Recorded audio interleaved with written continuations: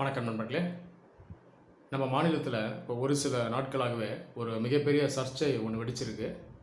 Main stream மீடியாலும் சரி, social மீடியாலும் சரி, இதை பற்றி நிறைய டிஸ்கஷன் ஓடிட்டுருக்கு. என்ன சர்ச்சை அப்படின்னு கேட்டிங்கன்னா, இந்து கோயில்களை தமிழ்நாடு அரசு எடுத்து நடத்துது. ஏன் மதம் சார்ந்த விஷயங்களுக்குள்ளே அரசு வரணும்? இந்த மாதிரி வர்றது சரியா? அதே போல் இந்து கோயில்களை எடுத்து நடத்துகிற அரசு ஏன் சர்ச்சஸையும் மாஸ்கையும் எடுத்து நடத்துறது இல்லை?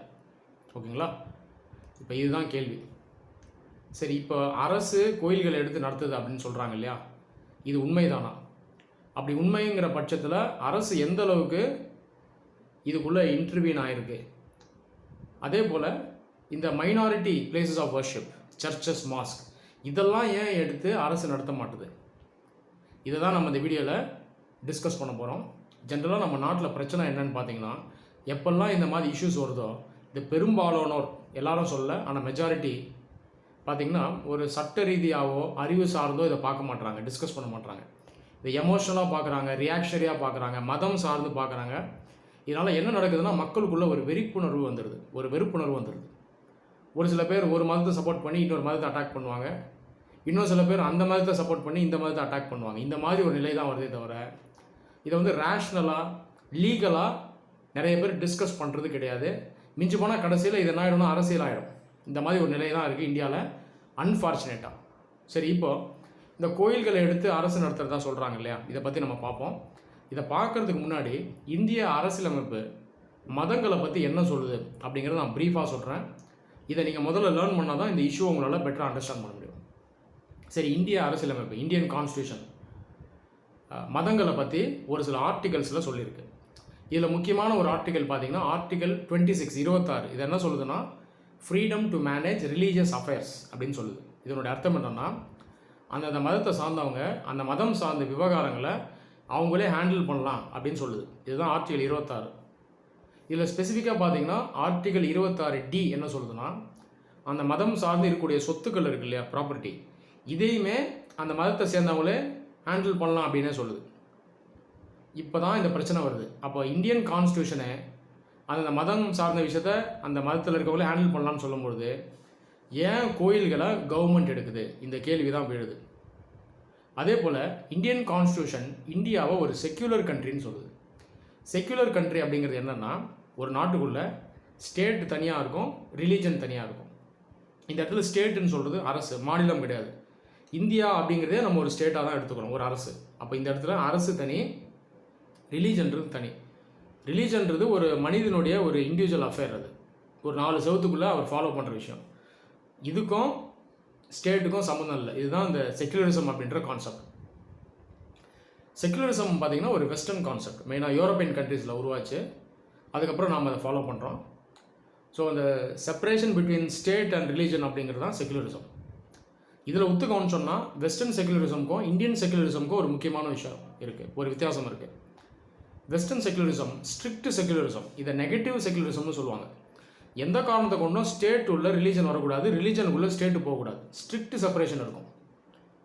எங்கெல்லாம் விதிமீறல் இருக்கோ அந்த நாடுகள் ஸ்ட்ரிக்ட் ஆக்ஷன் எடுப்பாங்க. ஆனால் இந்தியாவில் இருக்க செக்யுலரிசம் பாசிட்டிவ் செக்யுலரிசம். இது என்ன அப்படிங்கிறத பார்க்கும். இங்கேயும் ஸ்டேட்டும் ரிலீஜனும் செப்பரேட் தான், ஆனால் இங்கே ரொம்ப ஸ்ட்ரிக்ட் செப்பரேஷன் இருக்காது, கொஞ்சம் லீனியண்ட்டாக இருக்கும். லீனியண்ட்டுங்கிறது என்னன்னு பார்த்தீங்கன்னா, இந்த மதத்தை வளர்த்து விடுறதுக்கு அரசு எதுவும் சேவையெல்லாம் செய்யாது. ஆனால் அரசு என்ன பண்ணணும்னா, எல்லா மதத்தையும் ஈக்குவலாக ரெஸ்பெக்ட் பண்ணணும், அந்த மதத்தை ஃபாலோ பண்ணுறவங்களையும் ஈக்குவலாக ரெஸ்பெக்ட் பண்ணணும். அவங்க நடுவில் பாகுபாடு பார்க்காது, டிஸ்கிரிமினேஷன் பார்க்காது. இதுதான் பாசிட்டிவ் டிஸ்கிரிமினேஷன். அதே போல் அந்த மதத்துக்கு கொஞ்சம் சப்போர்ட் பண்ணணும். உதாரணத்துக்கு ஒரு சில சலுகைகள் தரும், மானியம் தரும். உதாரணத்துக்கு முஸ்லீம் மக்களுக்கு ஹஜ் சப்சிடி, இதை அரசே தரும். அதே மாதிரி கிறிஸ்டியன்ஸ் இந்த ஜெருசலேம் இங்கெல்லாம் போகிறதுக்கு இதுக்கும் மானியம் இருக்குது. அதே மாதிரி ஹிந்துஸ் இவங்க நிறைய யாத்திராலாம் போவாங்க, இதுக்கும் மானியங்கள் இருக்குது, சலுகைகள் இருக்குது. ஸோ இந்த கான்செப்ட் தான் பார்த்தீங்கன்னா பாசிட்டிவ் செக்யுலரிசம். ஓகேவா? சரி, இப்போது இந்த கோயில் விவகாரத்துக்குள்ளே நான் வரேன். தமிழ்நாட்டில் இருக்க கோயிலை அரசே நடத்துது அப்படின்னு சொல்லப்படுதுல்ல, இது எந்த அளவுக்கு உண்மை அப்படிங்கிறத நம்ம பார்க்கலாம். தமிழ்நாட்டில் இருக்க ஒரு முக்கிய சட்டம் இது சம்மந்தமானது பார்த்தீங்கன்னா HRC act 1959, Hindu religious and charitable endowments act 1959. இது ஏற்கனவே 1951 ஒரு சட்டம் இதே மாதிரி கொண்டு வந்தாங்க. அது ரொம்ப சர்ச்சையாச்சு, நீதிமன்றத்துக்குலாம் போயிடுச்சு. அதுக்கப்புறம் அந்த 1959 ஆக்ட் தான் இப்போதைக்கு வரைக்கும் இருக்கக்கூடிய சட்டம். HRC act 1959. இந்த ஆக்ட் ஒத்து கவனிச்சோம்னா அது என்ன சொல்லுது? Hindu religious and charitable endowments. இதோடைய அர்த்தம் என்ன? சேரிட்டபிள் என்டோமெண்ட்ஸ்னால் என்ன?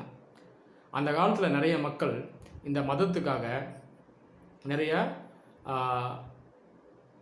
தானம் பண்ணியிருப்பாங்க. அதுதான் அந்த சேரிட்டபிள் என்டோமெண்ட்ஸ். உதாரணத்துக்கு அந்த காலத்தில் நிறைய ராஜாக்கள்லாம் வாழ்ந்தாங்க. அவங்க நிறைய லேண்டு கொடுத்துருப்பாங்க, அவங்களோட சொத்தை எழுதி வச்சுருப்பாங்க, நகைகள்லாம் கொடுத்துருப்பாங்க. அது இல்லாமல் சாதாரண மக்களும் நிறைய பேர் நிறைய டொனேட் பண்ணியிருப்பாங்க அந்த காலத்தில். ஹிந்து ரிலீஜன் தான் இந்தியாவிலே ஏன்ஷியன்ட் ரிலீஜன், ஆயிரக்கணக்கான வருஷமாக இருக்குது. ஆயிரக்கணக்கான வருடங்களுக்கு முன்னாடி இருந்தே பல பேர் இந்த என்டோமெண்ட்ஸை அழிச்சிருப்பாங்க. ஓகேங்களா? இதுதான் புரிஞ்சுக்கணும். அப்போது ஹிந்துவிசம் அப்படின்ற ரிலீஜன் இந்தியாவில் அந்த காலத்துலேருந்து இருக்குது. நிறைய மக்கள் ஃபாலோ பண்ணுற ரிலீஜன் தான். இந்தியாவில் மெஜாரிட்டி பீப்புள் ஃபாலோ பண்ணக்கூடிய ரிலீஜன் தான். இதில் பார்த்தீங்கன்னா இந்த என்டோமெண்ட்ஸ் ரொம்ப அதிகம். ஸோ கோடிக்கணக்கான அளவுக்கு சொத்துக்கள், நிலங்கள்லாம் உள்ளே இருக்குது. அப்போது இதை பாதுகாக்க வேண்டிய ஒரு அவசியம் இருக்குது. அப்போ இதெல்லாம் பாதுகாக்கணும், இதை ப்ரைவேட் இண்டிவிஜுவல்ஸ் யாரும் மிஸ்யூஸ் பண்ணிடக்கூடாது அப்படின்றதுக்காக எடுத்துகிட்டு வரப்பட்ட சட்டம் தான் இந்த ஹெச்ஆர்சி ஆக்ட் 1959. இதில் ஒத்து கவனிச்சோன்னா அரசு வந்து இந்த டெம்பிள்ஸை ரெகுலேட் பண்ணும், மேலேருந்து ஒரு சூப்பர்விஷன் மாதிரி பண்ணும். ஆனால் அந்த ரிலீஜியஸ் அஃபேர்ஸ்குள்ளே வராது. உதாரணத்துக்கு அந்த அவங்க வர்ஷிப் பண்ணுறது, அந்த ப்ரேயர் பண்ணுறது, அன்னதானம் பண்ணுறது, அதெல்லாம் மற்ற சில விஷயங்கள் இதுக்குள்ளெல்லாம் அரசு வராது. இது அந்த ரிலீஜியஸ் லீடர்ஸ் இருக்காங்க இல்லையா, ப்ரீஸ்ட், இவங்கெல்லாம் உள்ளே இருப்பாங்க, அவங்களே டிசைட் பண்ணுவாங்க. ஸோ ரிலீஜியஸ் மேட்டர்ஸ்குள்ளே வராது, அரசு வராது. ஆனால் ஓவராலாக ரெகுலேட் பண்ணும். சரி, ஏன் ஓவராலாக ரெகுலேட் பண்ணுது? டெம்பிள்ஸ்னு எடுத்துட்டோம்னா அது ரிலீஜியஸ் மேட்டர்ஸும் இருக்குது. உதாரணத்துக்கு ப்ரேயர் நடத்துவாங்க, அந்த தரிசனம் பண்ணுவாங்க, அன்னதானம் பண்ணுவாங்க, இதெல்லாம் ரிலீஜியஸ் மேட்டர்ஸ். ஆனால் இதுக்குள்ளே செக்யூலர் மேட்டரும் இருக்கும். செக்யூலர் மேட்டர்னால் என்னங்க? அந்த வருமானம் வரும், அந்த உண்டியலில் அந்த ரெவென்யூ வரும், அது இல்லாமல் ஓவராலாக அந்த சொத்து அப்படின்றது இருக்கும். இதெல்லாம் செக்யூலர் மேட்டர். இதெல்லாம் சரியாக செக் பண்ணணும், இதெல்லாம் வந்து மிஸ்யூஸ் பண்ணிடக்கூடாது அப்படின்றத ரெகுலேட் பண்ண வேண்டிய ஒரு அவசியம் இருக்குது. இந்த செக்யூலர் மேட்டர்ஸை யார் செக் பண்ணுவான்னு பார்த்தீங்கன்னா அரசு பண்ணும். ஓகேங்களா? அந்த ஓவரால் ரெகுலேஷனாக அரசு பார்த்துக்கும். ஆனால் ரிலீஜியஸ் மேட்டர் உள்ளே வராது. இந்த முடிவுகளை அந்த ரிலீஜியஸ் ஹெட்ஸு, அந்த மெம்பர்ஸே எடுப்பாங்க. ஜென்ரலாக டெம்பிள்ஸ்க்கு வந்து ஒரு ட்ரஸ்ட் இருக்கும். அந்த ட்ரஸ்ட்டுக்குள்ளே ட்ரஸ்டீஸ் இருப்பாங்க. இவங்க தான் அந்த முக்கியமான நபர்கள். ரிலீஜன் சம்மந்தமான விஷயங்கள்லாம் இவங்க தான் முடிவெடுப்பாங்க. இப்போ வருமானம் வருதுன்னா அந்த வருமானத்தை எப்படி யூஸ் பண்ணணும், அன்னதானம் பண்ணலாமா, இல்லை அந்த அந்த தரிசனத்துக்கு யூஸ் பண்ணலாமா, விழா எடுக்கலாமா, பண்ணலாமான்றதை இவங்களே முடிவு பண்ணுவாங்க. இதுக்குள்ளெல்லாம் கவர்மெண்ட் வர முடியாது, வராது. ஆனால் ஒரு சில விஷயத்துக்கு கவர்மெண்ட் கிட்டேருந்து அப்ரூவல் வாங்கணும். சர்ப்ளஸாக நிறையா ஃபண்டு வந்துடுச்சு, இதை நாங்கள் வேறு ஏதோ யூஸ் பண்ணோன்னு நினைக்கிறோம் அப்படின்னா ஒரு சில விஷயங்களுக்கு அப்ரூவல் வாங்கணும். இந்த அப்ரூவலை யார் தருவாங்கன்னா அந்த ஹெச்ஆர்சி டிபார்ட்மெண்ட்டுக்குள்ளே அதிகாரிகள் இருப்பாங்க. இந்த அதிகாரிகளை அரசு வந்து நியமனம் பண்ணும். அப்போ இந்த செக்யூலர் மேட்டர்ஸை இந்த அதிகாரிகள் அவங்க வந்து ஹேண்டில் பண்ணுவாங்க, ரிலீஜியஸ் மேட்டர்ஸ்குள்ளே வரமாட்டாங்க. ஸோ பேசிக்காக இந்த ஒரு ஸ்ட்ரக்சரை வச்சு தான் இந்த ஹெச்ஆர்சி ஆக்ட் வந்து செயல்படுது. ஹெச்ஆர்சி ஆக்ட் நம்ம ஸ்டேட்டில் மட்டும்தான் இருக்கான்னு பார்த்தீங்கன்னா கிடையாது, நிறைய மாநிலங்கள் இருக்குது. உதாரணத்துக்கு அண்டை மாநிலமான ஆந்திராவில் கூட இருக்குது. ஓகேங்களா? இப்போ இந்த ஏழுமலையான ஆலயம் இருக்கு இல்லையா, அதுலேயும் பார்த்தீங்கன்னா கிட்டத்தட்ட இதே மாதிரி ஒரு ஸ்ட்ரக்சர் தான். அந்த ட்ரஸ்ட் இருக்கும். ட்ரஸ்ட்டை ஓவராலாக யார் ரெகுலேட் பண்ணுவாங்கன்னா ஆந்திர பிரதேஷ் கவர்மெண்ட் வந்து ரெகுலேட் பண்ணும். உள்ள ஃபண்டெல்லாம் கரெக்டாக இருக்கா, மிஸ்யூஸ் ஆகாமல் இருக்கா அப்படின்றத கவர்மெண்ட் வந்து ரெகுலேட் பண்ணும். அப்போ பேசிக்காக அந்த ட்ரஸ்ட் மாதிரி ஒரு ஸ்ட்ரக்சர் இருக்கும். அது வந்து ஓவராலாக கவர்மெண்ட்டுடைய ரெகுலேஷனுக்கு உள்ளே வரும். இதுதான் இந்த ஹெச்ஆர்சி ஆக்ட் அப்படின்னு சொல்கிறது. சரி, இப்போ இதை ஏன் நிறைய பேர் இப்போ அட்டாக் பண்ணுறாங்க அப்படின்னா, இந்த ஒரு அமைப்பு இருக்கு இல்லையா, இந்த ஒரு சிஸ்டம், இதுக்குள்ளேயே ஒரு சில முறைகேடுகள் இருக்குது. உதாரணத்துக்கு ஒரு சில டிசிஷன்ஸ் பார்த்தீங்கன்னா அரசுக்கிட்ட அப்ரூவல் வாங்கி ஓகே வாங்கிட்டு தான் செயல்பட வேண்டிய ஒரு ஒரு நிலை இருக்குது. உதாரணத்துக்கு சர்ப்ளஸ் ஃபண்டெல்லாம் இருக்குன்னா அதை எப்படி யூஸ் பண்ணலான்றதை அந்த அஃபிஷியல்ஸ் ஓகே பண்ணணும். அப்போ தான் இவங்க வந்து அதை வந்து செயல்படுத்த முடியும். இந்த இடத்துல ஒத்து கவனிச்சிங்கன்னா அந்த அஃபிஷியல்ஸ் இருக்காங்கல்ல, அவங்க வந்து ரிலீஜன் சம்மந்தமாக அவங்க நாலேஜ் இருக்காது. இவங்கெல்லாம் பியூரோக்ராட்ஸ். அப்போ இங்கே என்ன சொல்கிறாங்கன்னா இவங்களுக்கு இதை பற்றி நாலேஜ் இருக்காது, இவங்ககிட்டலாம் ஏன் அப்ரூவல் வாங்கணும் அப்படின்ற ஒரு இஷ்யூ ஒன்று இருக்குது. அது இல்லாமல் இந்த ஹெச்ஆர்சி ஆக்ட் இருந்தால் கூட நிறைய முறைகேடுகள் உள்ளே நடந்துகிட்ருக்கு ஒரு சில இடங்களில். எல்லா இடத்துலையும் இல்லை, ஆனால் நிறைய இடங்கள் நடந்திருக்கு. உதாரணத்துக்கு ஐடல்ஸ்லாம் மிஸ் ஆகிருக்கு. அந்த சிலையெல்லாம் இருக்குது இல்லையா, அதெல்லாம் நிறையா ஆலயங்கள்லேருந்து மிஸ் ஆகிருக்கு. நிறைய ஐடல்ஸை வெளிநாட்டிலலாம் ரிட்ரீவ் பண்ணி கொண்டு வந்தாங்க. உதாரணத்துக்கு யூகே, ஆஸ்திரேலியா, இங்கெல்லாம் நிறைய மியூசியமில் அது இருந்து அதை எடுத்துகிட்டு நம்ம வந்திருக்கோம். ஐடல் விங் அப்படின்னு சொல்லி ஒரு செப்பரேட் டிபார்ட்மெண்ட்டே அரசு கீழே இருக்குது. ஓகேங்களா? இந்த ஒரு நிலையம் இருக்குது. அது இல்லாமல் இந்த டெம்பிள் லேண்ட்ஸை நிறைய இடத்துல ஒரு சில இண்டிவிஜுவல்ஸ் வந்து ஆக்கிரமிப்பும் பண்ணியிருக்காங்க.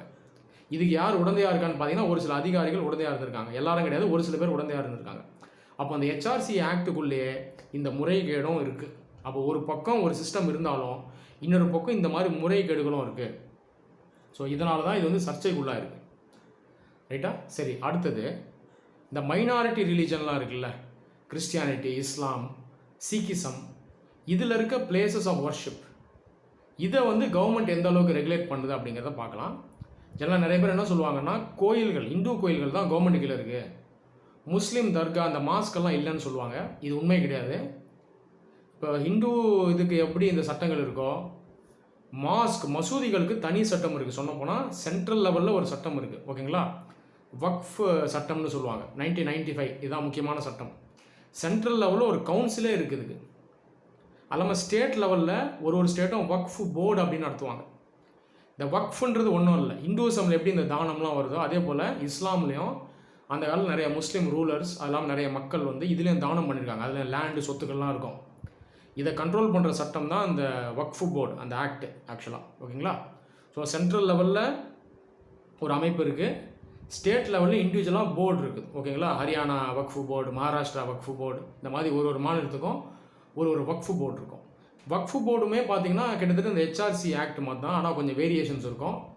இப்போ இந்துஸில் வர ஹெச்ஆர்சி ஆக்ட் கம்பேர் பண்ணும்போது இந்த வக்ஃப் போர்டில் பார்த்தீங்கன்னா ரெகுலேஷன் வந்து கொஞ்சம் லிபரலைஸ்டாக இருக்கும். ஓகேங்களா? அந்த மாதிரி ஒரு சிஸ்டம் இருக்கும். அரசனுடைய ரெகுலேஷன் இருக்கும், ஓவரால் ரெகுலேஷன் இருக்கும். ஆனால் வந்து அந்த டிசிஷன் மேக்கிங்கில் அந்தளவுக்கு வந்து அரசு வந்து உள்ளே இருக்காது. அந்த வக்ஃப் போர்டு உள்ளே இருக்க அந்த மெம்பர்ஸே டிசிஷன் எடுப்பாங்க. ஸோ பேசிக் ஸ்ட்ரக்சர் ஒன்று தான், இந்த டிகிரி மட்டும் கொஞ்சம் வந்து வேரி ஆகும். இதுதான் அந்த வக்ஃப் போர்டு சட்டம். ஓகேங்களா? அடுத்தது சீக்கிசமும் ஒரு மைனாரிட்டி ரிலிஜன். இதுக்கும் ஒரு தனி சட்டம் இருக்குது. ஓகேங்களா? சிக் குருத்வாரா ஆக்ட் 1925 பிரிட்டிஷ் காலத்திலே கொண்டு வந்த சட்டம். இந்த சட்டத்தின்படி இந்த வக்ஃப் போர்டு எப்படி இருக்குது, ஹெச்ஆர்சி ஆக்ட் எப்படி இருக்குது, அதே போல் சீக்கிசம் உள்ளேயும் பார்த்தீங்கன்னா அந்த அமைப்புகள் இருக்கும். இதை சொல்கிறது தான் இந்த குருத்வாரா சட்டம். இதுவும் கிட்டத்தட்ட இந்த சிஸ்டம் ஒரே மாதிரி தான், ஆனால் இதுக்குள்ளே பார்த்தீங்கன்னா அந்த டிகிரி ஆஃப் கண்ட்ரோல் கொஞ்சம் வேரி ஆகும். ஸோ சீக் குருத்வாரா ஆக்ட் பொறுத்த வரைக்கும் அந்த சீக்கிய அந்த லீடர்ஸ் இருக்காங்க இல்லையா உள்ள, அவங்களுக்கு பார்த்தீங்கன்னா கொஞ்சம் சுதந்திரம் அதிகமாக இருக்கும். உதாரணத்துக்கு அந்த போர்டு உள்ளே மெம்பர்ஸை செலக்ட் பண்ணுவாங்க, அதுக்குன்னு ஒரு எலெக்ஷன் நடக்கும். ஆனால் அந்த எலெக்ஷன் சரியாக நடக்குதான்னு பார்க்குறதுக்கு அரசு வந்து ஒரு அதிகாரியை போடும். அப்போ அதுலேயுமே அரசனுடைய ரெகுலேஷன் இருக்குது. வக்ஃப் போர்ட்லேயும் இருக்குது, ஹெச்ஆர்சிலையும் இருக்குது, சிக்கு குருத்வாராஸ்லேயும் இருக்குது. ஆனால் அந்த கண்ட்ரோல் பார்த்தீங்கன்னா கொஞ்சம் வேரி ஆகும். இதில் கொஞ்சம் அதிகமாக இருக்கும், இதில் வந்து கொஞ்சம் லிபரலைஸ்டாக இருக்கும். இதுலேயும் வந்து ஒரு சில ரீசன்ஸ் இருக்குது. காரணம் என்ன, ஹிந்து ரிலிஜன் தான் மேஜர் ரிலிஜன். இதுக்குள்ளே இருக்க ப்ராப்பர்ட்டிஸ் லேண்டினுடைய குவான்டம் வந்து ரொம்ப ரொம்ப அதிகம். அதுவும் இந்த கோல்டு ஆர்னமெண்ட்ஸ்லாம் கூட நிறைய அதில் உள்ளே இருக்குது, இந்த சொத்துக்கள் உள்ளே இருக்குது. ஸோ இதில் ரெகுலேட் பண்ண வேண்டிய கட்டாயமும் வந்து கொஞ்சம் அதிகம் இருக்குது மற்ற ரிலீஜன்ஸை கம்பேர் பண்ணும்போது. ஓகேங்களா? இதையும் நம்ம கவனிக்கணும். சரி, அடுத்தது கிறிஸ்டியானிட்டி பொறுத்த வரைக்கும் நம்ம பார்த்தோம்னா சொல்லப்போனால் இந்தியாவில் இருக்க ரிலீஜன்ஸ்லேயே லீஸ்ட் கண்ட்ரோல் இருக்கக்கூடிய ரிலீஜன் இதுதான். கிறிஸ்டியானிட்டி பொறுத்த வரைக்கும் சீக்கிசம்க்கு இருக்க மாதிரி, இஸ்லாமுக்கு இருக்க மாதிரி, ஹிந்துவிசம் இருக்க மாதிரி தனி சட்டம் கிடையாது. இது வந்து ஒரு லிபரலைஸ்டான ஒரு ஸ்ட்ரக்சர் தான் இருக்குது.